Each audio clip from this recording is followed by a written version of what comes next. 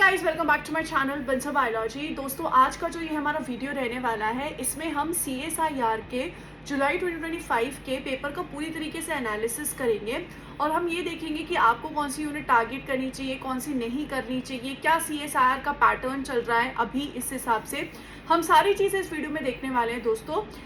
तो let's get started with the lecture guys and let's see किस तरीके के क्वेश्चन CSIR इस पर पूछ रहा है, कैसे क्या चीज़ें आ रही हैं। दोस्तों, अगर हम यहाँ पे सबसे पहले जनरल एप्टीट्यूड पे चले, general aptitude that is part A, उससे शुरू करते हैं। इस बार CSIR ने पार्ट ए में से कौन कौन से टॉपिक्स में से क्वेश्चंस पूछे थे और कितने नंबर ऑफ क्वेश्चंस आए थे, you can check it out. आप इस हिसाब से यहाँ पर थोड़ा सा लगा सकते हैं कि पार्ट ए में कौन कौन से टॉपिक से क्वेश्चंस बन रहे हैं, तो आप उनके ऊपर फोकस कर सकते हैं। इसलिए दिखाया गया विद क्वेश्चन आईडीज, यहाँ पर क्वेश्चन आईडीज भी मेंशन्ड है, तो you can check it out. और आप सोच सकते हैं, अगर आप पार्ट ए को प्रिपेयर करने का सोच रहे हैं तो आप इन टॉपिक्स के साथ तो जा सकते हैं, जिसमें से नंबर सिस्टम से काफ़ी अच्छे खासे नंबर ऑफ क्वेश्चंस आ रहे हैं दोस्तों। Let's move towards the main topic that is part B and part C. हम ये देखते हैं पार्ट बी और पार्ट सी में से कितने क्वेश्चंस आए, फिर उसमें से हमें कितने प्रिपेयर करनी चाहिए, कौन कौन सी यूनिट प्रिपेयर करनी चाहिए, उसके ऊपर बातचीत करना शुरू करते हैं दोस्तों। सबसे पहले अगर हम स्टार्ट करें पार्ट ए से, पार्ट बी एंड सी से, बायोकेमिस्ट्री से, दैट इज यूनिट नंबर 1, तो उससे आप यहाँ पर देख सकते हो प्रोटीन्स का जितना भी पार्ट होता है, जिसमें अमाइनो एसिड्स भी है, प्रोटीन स्ट्रक्चर भी है, रामाचंद्रन प्लॉट भी है, इन सबको मिला के पार्ट बी में से 2 क्वेश्चन थे। मेटाबॉलिज्म वाला जो पार्ट है उसमें पार्ट बी में 1 क्वेश्चन था। न्यूक्लिक एसिड में सब कुछ, न्यूक्लिक एसिड का जितना भी है उसमें पार्ट बी में 2 क्वेश्चंस थे। ऐसे ही पार्ट सी में आप देख सकते हो न्यूक्लिक एसिड से 3 क्वेश्चंस आए हैं, एंजाइम काइनेटिक्स से 1 क्वेश्चन, बायो एनर्जेटिक्स से 2 क्वेश्चन। इस बार CSIR ने काफ़ी क्वेश्चंस न्यूमेरिकल बेस्ड पूछे थे, बायोकेमिस्ट्री से न्यूमेरिकल बेस्ड क्वेश्चंस काफ़ी थे। अब दोस्तों, आप ऐसे हो जिसमें अगर आप बायोकेमिस्ट्री में वीक हो, तो इस कंडीशन में दोस्तों आपको जो बेसिक्स ऑफ बायोकेमिस्ट्री है वो तो जरूर पढ़ के जाना चाहिए। दैट इज प्रोटीन का स्ट्रक्चर, न्यूक्लिक एसिड का स्ट्रक्चर, कार्बोहाइड्रेट का स्ट्रक्चर, फैटी एसिड का स्ट्रक्चर, उनका मेटाबॉलिज्म, ये सारा पार्ट तो जरूर पढ़ के जाना चाहिए। अगर आपको ऐसा लगता है कि आप न्यूमेरिकल्स नहीं सॉल्व कर सकते हो, तो इस कंडीशन में आप एंजाइम काइनेटिक्स और बायो एनर्जेटिक्स को स्किप कर सकते हो, क्योंकि होता है बायोलॉजी वाले स्टूडेंट से कुछ स्टूडेंट्स नहीं सॉल्व कर पाते, और अगर आप सॉल्व कर पाते हो तो आपको जरूर यहाँ पर बायोकेमिस्ट्री यूनिट के साथ जाना चाहिए। क्वेश्चंस आप देख सकते हो 5 आए थे पार्ट बी में, और 3 + 2 5, और 6 आए थे पार्ट सी में क्वेश्चंस। तो बायोकेमिस्ट्री से यहाँ पर इतने क्वेश्चंस आए थे। हम एंड में एक बार और डिस्कशन भी कर लेंगे। तो बायोकेमिस्ट्री दोस्तों एक ऐसी यूनिट नहीं होती है जिसको आपको स्किप करना चाहिए। रीजन बीइंग, बायोकेमिस्ट्री में आपको बेस बनाता है आपका, तो ज़रूर आपको पढ़ना चाहिए। भले ही अगर आप न्यूमेरिकल्स में आपको इश्यूज है तो आप न्यूमेरिकल टाइप क्वेश्चंस को रहने दे सकते हैं, बट आपको पढ़ के ज़रूर जाना चाहिए। सारे के सारे मैक्रोमोलिक्यूल्स के स्ट्रक्चर, उनका मेटाबॉलिज्म आपको ज़रूर पढ़कर जाना चाहिए, बिकॉज वो आपका बेस क्लियर करेगा। सेकेंड यूनिट दोस्तों आती है सेल बायोलॉजी, जिसमें से आप देख सकते हो सेल साइकिल एंड डिवीजन से कितने कितने क्वेश्चन आए थे। आप हर एक टॉपिक से यहाँ पर चेक कर सकते हो। प्लाज्मा मेम्ब्रेन से, सेलुलर ऑर्गेनाइजेशन से इस बार काफ़ी क्वेश्चंस पूछे गए थे। 3 क्वेश्चन पार्ट बी में और 1 क्वेश्चन पार्ट सी में। सेलुलर ऑर्गेनाइजेशन हम किसको देख रहे हैं, आप चाहें तो आप साथ में CSIR नेट का सिलेबस रख लीजिए दोस्तों। मैं आपको दिखा भी देती हूँ यहाँ पर मैं क्या बात करूँ। ये आप देख सकते हो CSIR नेट का सिलेबस है। इसमें ये वाला जो पार्ट है structural organisation and function of intracellular organelles, इसमें से काफ़ी क्वेश्चंस इस बार के पेपर में देखे गए थे, तो you can check it out. इसकी मैं बात कर रही हूँ। इसके बाद अगर हम यहाँ पर फर्दर बढ़े तो आप यहाँ पर देख सकते हैं प्रोटीन टारगेटिंग से भी क्वेश्चंस अच्छे आ रहे हैं। साइटोस्केलेटन से, एंडोसाइटोसिस पे, प्लाज्मा मेम्ब्रेन, ये इधर ही है, प्लाज्मा मेम्ब्रेन इसी का पार्ट है, तो यहाँ पर इसमें से 1 क्वेश्चन आए थे। तो आप यहाँ पर देख सकते हो इस टॉपिक में से क्वेश्चन आ रहे हैं। सो इस तरीके से आप यहाँ पर सेल बायोलॉजी वंस अगेन एक ऐसी यूनिट नहीं है जिसको स्किप करना चाहिए, बिल्कुल भी ये वो यूनिट नहीं है जिसे आपको स्किप करना चाहिए। सेल बायोलॉजी को आपको जरूर करके जाना चाहिए। रीजन बीइंग कि आपके पूरे CSIR नेट के सिलेबस का बेस बनाएगी, तो नेवर एवर स्किप बायोकेमिस्ट्री और सेल बायोलॉजी भी मत स्किप करो। अच्छे खासे क्वेश्चन आते हैं, आप यहाँ पर देख सकते हो 1 2 3 5 6 7 क्वेश्चन आए पार्ट बी में, और यहाँ पर 1 2 3 4 5 क्वेश्चन आए पार्ट सी में। तो अच्छे नंबर ऑफ क्वेश्चन आते भी हैं इससे। यूनिट भी ईजी है, आपके कॉन्सेप्ट को बहुत अच्छा करेगी। Let's move towards the next अगर हम यहाँ पर चलें तो मॉलिक्यूलर बायोलॉजी है। मॉलिक्यूलर बायोलॉजी में से DNA रेप्लिकेशन, ट्रांसक्रिप्शन, और इसके अलावा एंटीबायोटिक्स की कौन सी एंटीबायोटिक किस प्रोसेस पे इम्पैक्ट लाती है, हिस्टोन मॉडिफिकेशन और DNA रेप्लिकेशन, इन सबसे क्वेश्चंस आए थे दोस्तों। इसके अलावा मॉलिक्यूलर बायोलॉजी से क्या होता है, मॉलिक्यूलर बायोलॉजी में जो क्वेश्चंस है ना वो यूनिट 13 के साथ मिक्स होके भी आते हैं। तो इसलिए जो यूनिट 13 के साथ मिक्स होके आए हैं, बिकॉज वो यूनिट 13 का ज़्यादा पार्ट है, इसलिए मैंने उन्हें यूनिट 13 में कंसीडर किया है। तो मॉलिक्यूलर बायोलॉजी यूनिट से भी अच्छे क्वेश्चंस आते हैं। यहाँ पर आपको मॉलिक्यूलर बायोलॉजी भी आप स्किप नहीं कर सकते। अब आप बोलोगे मैम इसमें तो पार्ट बी में सिर्फ 2 ही क्वेश्चन आए हैं, पार्ट सी में सिर्फ 5 ही क्वेश्चन आए हैं। वंस अगेन मैं आपको बोलूँगी इसके कुछ क्वेश्चन यूनिट 13 के साथ कंबाइंड आए हैं। नेक्स्ट थिंग, यूनिट 3 जो है दोस्तों वो आपका बेस बनाती है, आप नहीं कर सकते हो इसको स्किप। अगर आप ऐसे यूनिट्स को स्किप करोगे ना, आपको बाकी यूनिट्स को समझने में दिक्कत आएगी। तो यूनिट 1, 2 और 3 ये यूनिट्स तो करके ही जानिए। रीजन बीइंग इनमें से क्वेश्चंस तो आते ही आते हैं, साथ ही साथ ये आपका बेस बनाते हैं। तो you should never ever skip these. आपका बेस अगर आपको स्ट्रॉन्ग करना है, आप मत करिए स्किप, क्वेश्चंस भी आएंगे, ठीक है। अगर हम नेक्स्ट यूनिट पे चले दोस्तों, नेक्स्ट यूनिट होती है cell communication and cell signalling. इसमें आप यहाँ पर चेक कर सकते हो कितने कितने क्वेश्चंस आए हैं। इम्यूनोलॉजी पार्ट से सेक्शन सी में आया 3 क्वेश्चन, सेक्शन बी में आया 1 क्वेश्चन। अब इम्यूनोलॉजी वाला पार्ट कौन सा होता है वो भी मैं आपको एक बार बता देती हूँ। जैसे कि इस तरीके से, जस्ट अ सेकेंड, इस तरीके से हम यहाँ पर इधर चल लेते हैं। तो ये वाला जो पार्ट है और ये वाला जो पार्ट है, इस पूरे पार्ट को हम यहाँ पर इम्यूनोलॉजी का कंसीडर करते हैं, पूरा पार्ट जो है। और बाकी जो पार्ट है उसको हम cell signalling, cancer biology, extracellular matrix में कंसीडर करते हैं। तो मैं यहाँ पर आपको वापस से उधर लेकर चलती हूँ और वापस से मैं आपको बता देती हूँ किस में से क्या क्या करना है, किस तरीके क्वेश्चंस आए हैं। तो इम्यूनोलॉजी में से इतने क्वेश्चंस आए हैं। सेल सिग्नलिंग में से आप देख सकते हो पार्ट बी में 1 क्वेश्चन आया है, एक्स्ट्रासेलुलर मैट्रिक्स से 1 क्वेश्चन आया है, कैंसर बायोलॉजी से 2 क्वेश्चन और 1 क्वेश्चन आया है।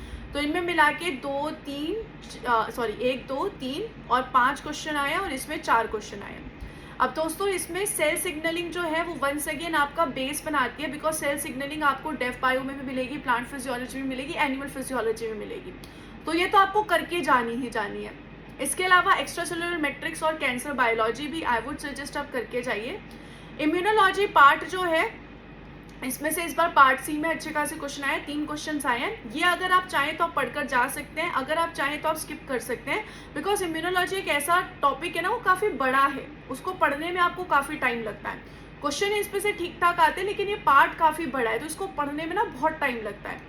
तो इसको अगर आप चाहें तो आप स्किप कर सकते हैं। If you want you can skip, because 13 unit में से कुछ ना कुछ पार्ट आप हो सकता है आप स्किप करोगे, तो आप ये चीज़ के साथ जा सकते हो। यूनिट 5 जो है डेफ बायो आ जाती है दोस्तों। यूनिट 5 में अगर हम डेफ बायो में देखें कि किस में से क्या क्या आ रहा है, लेट्स कंसीडर दैट कि किस में से क्या क्या चीज़ें पूछी जा रही है। तो अगर हम यहाँ पर समझने की कोशिश करें क्या क्या टॉपिक से क्या क्या क्वेश्चंस आए हैं यूनिट 5 में, तो ड्रोसोफिला है। ड्रोसोफिला में से इस बार CSI ने काफ़ी अच्छे खासे नंबर ऑफ क्वेश्चंस पूछे हैं। पार्ट बी में आप देख सकते हो 2 क्वेश्चन आए हैं, पार्ट सी में 1 क्वेश्चन आया है। प्लांट डेवलपमेंट से 1 क्वेश्चन आया है, प्लांट डेवलपमेंट से भी इस बार काफ़ी अच्छे क्वेश्चन आए हैं, पार्ट सी में 1 क्वेश्चन। फिर स्पर्म एंड सेल रिकॉग्निशन से 1 question, morphogenesis and organogenesis in plant से 2 question, gametogenesis, fertilisation and early development से 1 क्वेश्चन। तो ये जो 3 है ये तो मैं आपको यहाँ पर टॉपिक वाइज बता रही हूँ कि ड्रोसोफिला से काफ़ी अच्छा आया, प्लांट डेवलपमेंट से क्वेश्चंस काफ़ी अच्छे आए हैं। इफ़ यू वांट आप यहाँ पर चेक कर सकते हैं CSR के सिलेबस में मैं किस टॉपिक से बात कर रही हूँ। यहाँ पर आप देख सकते हो कि जो बेसिकली प्लांट डेवलपमेंट है, मैं वो इस पार्ट को बोल रही हूँ। तो प्लांट डेवलपमेंट से अच्छे खासे क्वेश्चंस यहाँ पर देखे गए हैं। 2 क्वेश्चन पार्ट सी में, 1 क्वेश्चन पार्ट बी में है। इसके अलावा यहाँ पर बाकी का जो पार्ट है आप देख सकते हो, मॉर्फोजेनेसिस एंड ऑर्गेनोजेनेसिस से कितने आए हैं। स्पेशली ड्रोसोफिला को इस बार काफ़ी टारगेट किया गया था, उससे भी काफ़ी अच्छे क्वेश्चंस आए। अब ये ऐसा नहीं होता है दोस्तों कि हर बार सेम ही पैटर्न रहेगा, ऑब्वियस सी बात है ऊपर नीचे चीज़ें जाएंगी। मैं आपको यहाँ पर ये बताना चाह रही हूँ कि कैसे कैसे क्वेश्चन CSR बनाता है, और उसमें मैं आपको बताना चाह रही हूँ कौन कौन सी यूनिट आप स्किप नहीं कर सकते। Once again dev bio skip करने जैसी यूनिट नहीं है। इसमें से आप देख सकते हो 3 क्वेश्चन यहाँ पर आए, यहाँ पर 3, 4, 5, 6, 7 क्वेश्चन आए हैं, अच्छे खासे क्वेश्चन आए हैं। डेफ बायो इंपॉर्टेंट यूनिट है, आपको स्किप नहीं करनी चाहिए, बिल्कुल भी स्किप नहीं करनी चाहिए, it's a good unit. Next अगर हम यहाँ पर चले प्लांट फिजियोलॉजी से, अगर हम देखें फोटोसिंथेसिस से 1 क्वेश्चन, स्ट्रेच फिजियोलॉजी से 2, सेकेंडरी मेटाबोलाइट से 1, पार्ट बी में आया 4 क्वेश्चन, पार्ट सी में इन सभी टॉपिक से एक क्वेश्चन आया। तो 1, 2, 3, 4, 5 क्वेश्चन यहाँ पर आए हैं। तो डेफिनेटली सी बात है कि बॉटनी वाले स्टूडेंट्स तो प्लांट फिजियोलॉजी को जरूर करके जाएंगे ही जाएंगे, डेफिनेटली सी चीज़ है। आई वुड रिकमेंड, अगर पॉसिबल है आपको समझने, अगर आपको आती है, आपको बिल्कुल प्लांट फिजियोलॉजी को करके जाना चाहिए। रीजन बीइंग इनमें से काफ़ी टॉपिक से ना क्वेश्चंस बिल्कुल डायरेक्ट आते हैं, तो करना बहुत आसान हो जाता है। क्वेश्चंस को एकदम डायरेक्ट क्वेश्चंस आपके सामने उभर के आते हैं। तो और आप ये देख सकते हो अच्छे खासे नंबर ऑफ क्वेश्चंस तो आ ही रहे हैं, 5 + 4 9 क्वेश्चंस यहाँ पर आ रहे हैं।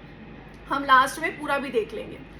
एनिमल फिजियोलॉजी में से इस बार आप देख सकते हो nervous system, excretory system, circulatory system से एक क्वेश्चन आए थे। एक्सक्रीटरी सिस्टम से पार्ट सी में एक क्वेश्चन आया था। न्यूरो एंडोक्राइन रेगुलेशन से एक क्वेश्चन, कार्डियक सिस्टम से एक क्वेश्चन, रेस्पिरेटरी, एंडोक्राइनोलॉजी और थर्मो रेगुलेशन से एक क्वेश्चन। इस बार इन्होंने एनिमल फिजियोलॉजी के भी लगभग हर टॉपिक से ट्राई किया एक एक क्वेश्चन देने का। तो यहाँ पर 3 क्वेश्चन आए हैं, यहाँ पर 1 2 3 4 5 6 7 क्वेश्चन यहाँ पर देखे गए हैं। तो यहाँ पर भी आप देख सकते हो दोस्तों गुड नंबर ऑफ क्वेश्चंस आए हैं। यहाँ पर आप देख सकते हो दोस्तों एनिमल फिजियोलॉजी को लगभग इन्होंने पूरा ही कवर करने की कोशिश की है। एनिमल फिजियोलॉजी दोस्तों काफ़ी बड़ी यूनिट होती है, क्योंकि इसमें आप देख सकते हो इतने सारे सिस्टम है, आपको इसमें डेप्थ में पढ़ना है। तो आप यहाँ पर देख सकते हो, यहाँ पर ये भी दोस्तों सर्कुलेटरी सिस्टम है, this is also circulatory system. तो ये भी सर्कुलेटरी सिस्टम है, ये भी सर्कुलेटरी सिस्टम है। मैं इसे काट के यहाँ पर ही क्वेश्चन लिख देती हूँ ताकि आपको ईजी हो जाए समझने में। तो इतने क्वेश्चंस यहाँ पर आए हैं दोस्तों, हर एक पार्ट से अच्छे खासे क्वेश्चंस आए हैं। डेफिनेटली यहाँ पर एक तो एंडोक्राइनोलॉजी से ज़्यादा क्वेश्चंस आए थे इस बार, सर्कुलेटरी से ज़्यादा क्वेश्चंस आए थे और एक्सक्रीटरी से आप देख सकते हो ज़्यादा क्वेश्चंस आए थे। तो आप चाहे तो आप इस यूनिट को पूरा पढ़कर जा सकते हो, या फिर आप ये भी कर सकते हो कि कुछ कुछ टॉपिक, जैसे कि हर बार लगभग देखा ही जाता है कि एक्सक्रीटरी सिस्टम, कार्डियक सिस्टम और एंडोक्राइनोलॉजी, इनसे लगभग अच्छे क्वेश्चंस दिखते हैं हर बार, इसलिए काफ़ी अच्छा पार्ट है हमारी एनिमल फिजियोलॉजी का और काफ़ी सारी चीज़ें हैं इसमें। तो आप इन 3 पार्ट को पढ़कर जा सकते हो, और एल्स अगर आप चाहें तो आप पूरी यूनिट पढ़ के जा सकते हो। अगर आपको चाहिए तो आप ये भी कर सकते हो कि ईदर 6th यूनिट पढ़ लो और ईदर 7th यूनिट पढ़ लो। आप इन दोनों में से कोई एक यूनिट पढ़कर जा सकते हो और कोई एक यूनिट स्किप भी कर सकते हो, इट्स योर चॉइस। दोनों यूनिट भी पढ़ के जा सकते हो, बट दोनों अच्छी खासी बड़ी यूनिट है। तो कुछ स्टूडेंट्स क्या करते हैं, एक यूनिट पूरी पढ़ लेते हैं और एक यूनिट का 30%, 40%, 50% पढ़ के चले जाते हैं, depending upon the previous years analysis. तो आप इस तरीके से कर सकते हो। नेक्स्ट आती है दोस्तों यूनिट जेनेटिक्स। जेनेटिक्स में से इस बार हेरिटेबिलिटी से एक क्वेश्चन आया था सेक्शन बी में। म्यूटेशन वाला पार्ट जो है इसमें सेक्शन बी में एक क्वेश्चन आया था, सेक्शन सी में एक क्वेश्चन आया था। कॉन्सेप्ट ऑफ जीन से 2 क्वेश्चन आए थे, माइक्रोबियल जेनेटिक्स से एक question, extension of Mendelian genetics से एक, मेंडेलियन जेनेटिक्स एंड मार्कर से एक क्वेश्चन, पेडिग्री एनालिसिस से एक क्वेश्चन एंड लिंकेज मैपिंग से एक क्वेश्चन। तो कुछ इस तरीके से यहाँ पर आपको क्वेश्चंस देखने को मिले थे। अगर दोस्तों मैं आपको यहाँ पर बताने की कोशिश करूँ, यहाँ पर सिलेबस के हिसाब से अगर हम बताने की कोशिश करें, तो ये आप देख सकते हैं ये पूरा सिलेबस है। इस सिलेबस में आप यहाँ पर चेक कर सकते हैं मेंडेलियन जेनेटिक्स क्या है, कॉन्सेप्ट ऑफ जेनेटिक्स क्या है, concept extension of Mendelian principles क्या है, ये सारी आप चीज़ें चेक कर सकते हैं। तो इस तरीके से यहाँ पर क्वेश्चन आए थे, ठीक है। तो these were the questions that were asked from this unit, you can check it out. अब इसमें कुछ कुछ टॉपिक्स ऐसे भी होते हैं ना दोस्तों जो मेंशन्ड एक यूनिट में होते हैं, लेकिन आप प्योरली उन्हें एक यूनिट में नहीं समझते हो। जैसे कि अगर हम म्यूटेशन की बात करें, तो म्यूटेशन एक ऐसा टॉपिक होता है जिसमें पार्ट जो सेक्शन यूनिट 3 है मॉलिक्यूलर बायोलॉजी, उसमें भी म्यूटेशन आता है। यूनिट 2 जो है उसमें भी म्यूटेशन आता है, यूनिट 8 जो है उसमें भी म्यूटेशन आता है। तो म्यूटेशन भले एक यूनिट में मेंशन किया हो, लेकिन वो आता हर एक हिस्से में ही है। तो इस तरीके से 8th यूनिट से ये सारे क्वेश्चंस आए थे। 9th यूनिट जो है इसमें से आप देख सकते हो पार्ट बी में कौन कौन से टॉपिक से क्वेश्चंस आए थे। तो 2 3 4 5 6 7 क्वेश्चन आए थे सेक्शन बी में और 3 क्वेश्चन आए थे सेक्शन सी में। अच्छा खासा नंबर ऑफ क्वेश्चन इस बार देखा गया था डाइवर्सिटी में से भी। डाइवर्सिटी में क्वेश्चंस काफ़ी अच्छे आए थे दोस्तों, लेकिन होता क्या है ना, इसमें सिर्फ एक दिक्कत होती है कि इसमें आपको याद बहुत सारी चीज़ें करनी पड़ती है। तो इसमें बहुत सारे स्टूडेंट्स को दिक्कत हो सकती है, इसलिए ये यूनिट कुछ स्टूडेंट्स स्किप कर देते हैं। बिकॉज इसमें क्या होता है ना, याद बहुत करना होता है। आपको टेक्सोनॉमी याद करनी है, नॉमेनक्लेचर याद करना है, आपको कंजर्वेशन के बारे में याद करना है। तो ये सारी चीज़ें कहीं ना कहीं स्टूडेंट्स के लिए दिक्कत हो जाती है। तो कुछ स्टूडेंट्स यहाँ पर इसको इस चक्कर में स्किप कर देते हैं। आप यहाँ पर देख सकते हैं नॉमेनक्लेचर से काफ़ी क्वेश्चंस आए थे इस बार, टेक्सोनॉमी वाले पार्ट से भी आए थे। इसके अलावा यहाँ पर ये जो ऑर्गेनिज्म ऑफ कंजर्वेशन कंसर्न्स है, इसमें से भी क्वेश्चंस हर बार देखे जाते हैं। बट वंस अगेन इसको याद करना, इतनी सारी चीज़ें देखना थोड़ा सा डिफिकल्ट होता है। तो अगर आप ऐसे स्टूडेंट हैं जो अच्छे हैं याद करने में, आपको चीज़ें याद होती है, आप आराम से नाम वगैरह याद कर सकते हैं, तो डेफिनेटली फिर आप यूनिट 9 के साथ जाइए। बट ऐसा है कि भाई दिक्कत होती है, मुझे बहुत सारी चीज़ें याद नहीं रहती, तो आप देख सकते हैं इसको स्किप करने का। नेक्स्ट यूनिट दोस्तों है यूनिट 10, इसको हम बोलते हैं इकोलॉजिकल प्रिंसिपल्स, यानी कि इकोलॉजी ये यूनिट है। इस यूनिट में population ecology, community ecology, species interaction से एक क्वेश्चन आया था, टोटल 3 क्वेश्चन आए थे। और सेक्शन सी में 2 + 1 + 1 4 क्वेश्चन, सॉरी, और 3 यहाँ पर 7 क्वेश्चन सेक्शन सी में देखे गए थे, पार्ट सी में। आप यहाँ पर देख सकते हो कौन कौन से टॉपिक से इस बार क्वेश्चंस आए थे। आप इसे CSIR के सिलेबस के साथ कंपेयर करिए कि CSIR के सिलेबस में क्या क्या है इसमें, और उसके हिसाब से आप देख सकते हैं। इकोलॉजी एक ऐसी यूनिट है दोस्तों जिसमें से भी आप देख सकते हो अच्छे खासे नंबर ऑफ क्वेश्चंस आते हैं। इसमें भी ऐसा होता है कुछ चीज़ें आपको याद करनी पड़ती है, बट नॉर्मली स्टूडेंट्स जो है इस यूनिट को स्किप नहीं करते हैं। हम भी आपको कहेंगे कि स्किप मत करिए, बिकॉज इसमें से कुछ क्वेश्चंस काफ़ी बेसिक आ जाते हैं और कुछ questions guess out of the box आ जाते हैं, बिकॉज CSIR कुछ नई चीज़ें इसमें ले आता है, बिकॉज इट्स इकोलॉजी, तो इसमें नई चीज़ें ले आता है। सो ट्राई करिए कि आप 10th यूनिट अगर पॉसिबल है तो करके जाइए, जितना आप कर सकते हैं उतना करके जाइए। नेक्स्ट आ जाता है इवोल्यूशन। इवोल्यूशन में इवोल्यूशनरी हिस्ट्री से 2 क्वेश्चन आए थे, पार्ट सी में 1 question, origin of cell and unicellular evolution से आया था 1 क्वेश्चन, सक्सेशन से आया था 1 क्वेश्चन, माइग्रेशन से 1 question, brain behaviour and evolution से आए थे 3 क्वेश्चन। तो इसमें टोटल यहाँ पर आए थे 3 क्वेश्चन, यहाँ पर आया था 6 क्वेश्चन। तो इसमें से 9 क्वेश्चंस आए थे। इवोल्यूशन यूनिट जो है वो अच्छी यूनिट है, इसमें से क्वेश्चंस काफ़ी डायरेक्ट आते हैं, बहुत ज़्यादा घुमा फिरा के नहीं आते हैं, तो इसको ज़रूर करके जाना चाहिए। यूनिट भी छोटी है, काफ़ी बड़ी नहीं है। इवोल्यूशन यूनिट छोटी यूनिट है, ज़रूर आपको करके जाना चाहिए। You should not skip this unit. Next unit आप देख सकते हो दोस्तों, अप्लाइड बायोलॉजी, यूनिट नंबर 12 इसे कहा जाता है। इसमें से ट्रांसजेनिक एनिमल से और बायो रिसोर्सेज से 1 क्वेश्चन आए थे। पार्ट सी में ट्रांसजेनिक एनिमल से 1 क्वेश्चन आया था, इम्यूनोलॉजिकल प्रिंसिपल से 1 क्वेश्चन आया था। अब यहाँ पर भी क्या हो जाता है, अप्लाइड बायोलॉजी जो है ना वो भी यूनिट थोड़ी सी कनेक्टेड होती है इम्यूनोलॉजी के साथ, थोड़ी सी यूनिट कनेक्टेड होती है जेनेटिक्स के साथ। जीन थेरेपी से 1 क्वेश्चन आया था, थोड़ा सा पार्ट इसका मॉलिक्यूलर बायोलॉजी के साथ होता है। मार्कर से 1 क्वेश्चन आया था। इसके अलावा इसमें जीनोमिक्स से 1 क्वेश्चन आया था, बायोसेंसर से 1 क्वेश्चन आया था, प्लस इसमें एक और क्वेश्चन आया था जो 2 यूनिट से काफ़ी मिक्स था, तो हम पुट नहीं कर सकते कि इसे हम कहाँ पुट करें, सेक्शन सी में ही आया था। तो यहाँ पर 2 क्वेश्चन तो आए थे इसमें पार्ट बी में, 1 2 3 4 5 6 7 क्वेश्चन यहाँ पर आए थे पार्ट सी में। तो 9 क्वेश्चन के अराउंड अप्लाइड बायोलॉजी से आए थे। अप्लाइड बायोलॉजी एक ऐसी यूनिट है ना दोस्तों जो बहुत सारी चीज़ों का ना मिक्सचर है। इसमें इम्यूनोलॉजी का पार्ट भी है, इसमें जेनेटिक्स का पार्ट भी है, इसमें मॉलिक्यूलर बायोलॉजी का भी पार्ट है। तो ये यूनिट ना काफ़ी सारी चीज़ों की मिक्सचर होती है। इस यूनिट को कुछ लोग स्किप कर देते हैं, कुछ लोग इसे कर भी लेते हैं। रीजन बीइंग ये यूनिट में बहुत सारा मिक्सचर है, तो आप ये भी कर सकते हो कुछ कुछ टॉपिक्स पढ़ के चले जाओ। एक ये यूनिट जो है थोड़ी सी इसमें काफ़ी सारी चीज़ें हैं, तो ये हो जाता है कि मैम बहुत सारा मिक्सअप हो रहा है, तो इसलिए भी स्टूडेंट स्किप कर देता है, because a lot of things to study. और यहाँ पर कभी कभी क्वेश्चन इतना डायरेक्ट नहीं आता है, थोड़ा सा इनडायरेक्ट भी आ जाता है। तो इट्स योर चॉइस, आप इसे स्किप कर भी सकते हो और आप नहीं भी कर सकते हो, it's your choice.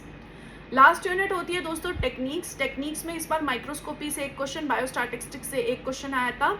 Part C में 1 क्वेश्चन आया था माइक्रोस्कोपी से, 2 क्वेश्चन आए थे बायोस्टैटिस्टिक्स से, 1 क्वेश्चन आया था स्पेक्ट्रोस्कोपी से, 1 क्वेश्चन आया था PCR से, 2 क्वेश्चन आए थे इलेक्ट्रोफोरेसिस से। दोस्तों ऑब्वियसली बात है, इलेक्ट्रोफोरेसिस है उसमें DNA RNA का भी कॉन्सेप्ट है, तो उससे क्वेश्चन आए थे। तो यहाँ पर पार्ट बी में आए थे टोटल 2 क्वेश्चन, पार्ट सी में आए थे 3 4 5 6 और 7 क्वेश्चन, 7 क्वेश्चन। टेक्निक्स यूनिट जो है वो आपको बिल्कुल भी स्किप नहीं करनी चाहिए दोस्तों, बिकॉज इसमें से आती है टेक्निक्स वाली चीज़ें। अभी यहाँ पर क्या होता है, बहुत सारी अलग अलग यूनिट्स के साथ टेक्निक्स को मिला के भी क्वेश्चंस देते हैं, तो टेक्निक्स पे आपको ट्राई करनी चाहिए, नहीं स्किप करनी चाहिए। हाँ, अगर आपको ऐसा लगता है कुछ टेक्निक्स आपको समझ में ही नहीं आ रही है तो आप उनको स्किप ज़रूर करिए, लेकिन जो टेक्निक्स आपने BSc में पढ़ी है, MSc में पढ़ी है, 11वीं कक्षा में पढ़ी है, 12th कक्षा में पढ़ी है, उनको ज़रूर करके जाइए। जैसे कि इलेक्ट्रोफोरेसिस हो गया, PCR हो गया, क्रोमेटोग्राफी हो गया, ये सारी कुछ टेक्निक्स होती हैं जो हम हमारे लैब में भी परफॉर्म करते हैं, माइक्रोस्कोपी हो गया, तो उन टेक्निक्स को ज़रूर पढ़ कर जाइए। दोस्तों आप यहाँ पर देख भी सकते हो इस चार्ट के फॉर्म में हर एक यूनिट से लगभग कितने क्वेश्चंस आए हैं। आप ऑन एन एवरेज देख सकते हो सब में से करीब करीब 10-10 क्वेश्चंस आए हैं। बायोकेमिस्ट्री से 11 क्वेश्चन आए हैं, सेल बायोलॉजी से 12, मॉलिक्यूलर बायोलॉजी से 7, सेल सिग्नलिंग एंड कम्युनिकेशन से 9, डेफ बायो से 10, प्लांट फिजियोलॉजी से 9, एनिमल फिजियोलॉजी से 10, इनहेरिटेंस बायोलॉजी से 10, फिर उसके अलावा डाइवर्सिटी से 10, इकोलॉजी से 10, इवोल्यूशन से 9, अप्लाइड बायोलॉजी से 9 और मेथड्स इन बायोलॉजी से भी 9 क्वेश्चंस आए हैं, जब हम इलेक्ट्रोफोरेसिस के 2 क्वेश्चंस ऐड कर सकते हैं। तो इस तरीके से हर एक यूनिट से on an average number of questions है दोस्तों वो काफ़ी हद तक सेम ही है। तो इसलिए अगर आप मेरी सलाह मानेंगे और आप ये यूनिट्स के साथ पढ़कर जाते हैं तो डेफिनेटली आप मॉल बायो के साथ पढ़कर जाइए, बायोकेमिस्ट्री पढ़कर जाइए, सेल बायोलॉजी पढ़कर जाइए। इसका एटलीस्ट आप वो वाला पार्ट पढ़कर जाइए जिसमें हम सेल की बात करते हैं। इम्यूनोलॉजी आपकी इच्छा, अगर आपको पढ़नी है तो आप पढ़ सकते हैं। आप डेफ बायो पढ़कर जाइए। प्लांट बायोलॉजी और एनिमल फिजियोलॉजी में से आप कोई एक यूनिट ज़रूर कर जाइए और दूसरी यूनिट को पूरी तरीके से दोस्तों स्किप मत करिए। आप उनमें से ऐसे टॉपिक्स देखिए जिसमें से क्वेश्चंस आते ही आते हैं, आप उनको करके जाइए। इनहेरिटेंस बायोलॉजी ज़रूर करके जाइए। डाइवर्सिटी के साथ दोस्तों वही वाली बात है, अगर आप अच्छे हैं रटने वगैरह में तो आप करके जाइए, ऑरल्स नहीं। इवोल्यूशन ज़रूर कर जाइए। इकोलॉजी का भी ट्राई करिए, जितना ज़्यादा पार्ट हो सके उतना पार्ट करके जाने का। अप्लाइड बायोलॉजी वंस अगेन आपकी चॉइस है, और methods in biology once again जितना ज़्यादा हो सके उतना करके जाइए। तो मैंने यहाँ पर जो येलो कलर से मार्क की है वो आप ट्राई करके जाइए कि वो तो करनी ही करनी है। That is unit 1, unit 2, unit 3, unit 5, unit 8, unit 11। ये यूनिट्स तो कर ही जानी है विदाउट एनी डाउट। इनफैक्ट मैं इसमें यूनिट 13 भी ऐड कर देती हूँ। ये यूनिट करके ही जाओ, ट्राई करो कि ये यूनिट तो करके ही जानी है, बिकॉज ये यूनिट आपका बेस बनाती है। उसके बाद आता है यूनिट 4 में। यूनिट 4 का पार्ट आप करके ही जाओ। कौन सा part? Cell signalling and communication का, वो आपको करके ही जाना है। इसमें अब जो पार्ट इम्यूनोलॉजी का, यूनिट 4 में जो इम्यूनोलॉजी वाला पार्ट है वो आप सोच सकते हो आपको करके जाना है नहीं करके जाना, बिकॉज वो उसमें से क्वेश्चंस आते हैं पर टाइम काफ़ी लगता है उसे पढ़ने में। यूनिट 6 और 7 में से कोई एक यूनिट पढ़ के जाओ और उस दूसरे यूनिट ट्राई करो, कर सकते हो तो करो, नहीं तो फिर उसकी एटलीस्ट 30%, 40%, 50% करके जाओ। डाइवर्सिटी अगर आप चाहें तो डेफिनेटली आप स्किप कर सकते हो। इट डिपेंड अपॉन कि आप कितने अच्छे हैं रटने में। 10th यूनिट का ट्राई करो, जितना ज़्यादा पोर्शन हो सके उतना ज़्यादा पोर्शन करके जाओ, ट्राई दैट। अप्लाइड बायोलॉजी दोनों में से मैं यहाँ पर भी, आप चाहें तो आप अप्लाइड बायोलॉजी स्किप कर सकते हैं, आप चाहें तो आप अप्लाइड बायोलॉजी का जितना पोर्शन हो उतना करके चले जाएं। तो दोस्तों 3 ऐसे टॉपिक्स हैं जो आप चाहें तो आप स्किप कर सकते हैं। मैं आपको रीज़न भी बताती हूँ क्यों। इम्यूनोलॉजी जितने क्वेश्चंस आते हैं उसके हिसाब से काफ़ी बड़ी हो जाती है। डाइवर्सिटी रटना काफ़ी पड़ता है। अप्लाइड बायोलॉजी में वंस अगेन बहुत सारी चीज़ें ना मिलाकर हैं, तो अगर आप वो कर सकते हो तो आप कर सकते हो, बिल्कुल कर सकते हो। ऐसी यूनिट जो आप स्किप नहीं कर सकते, फर्स्ट, सेकंड, थर्ड तो बिल्कुल भी नहीं कर सकते, बिकॉज वो आपका बेस बनाते हो तो आपको करना ही पड़ेगा। ऐसी 13th यूनिट टेक्निक्स वाली है, आपको CSR के इंटरव्यू में जाओगे तभी भी हेल्प करेगी। Diversity, genetics and evolution. Evolution छोटी यूनिट है, इजी यूनिट है, डायरेक्ट क्वेश्चन आते हैं।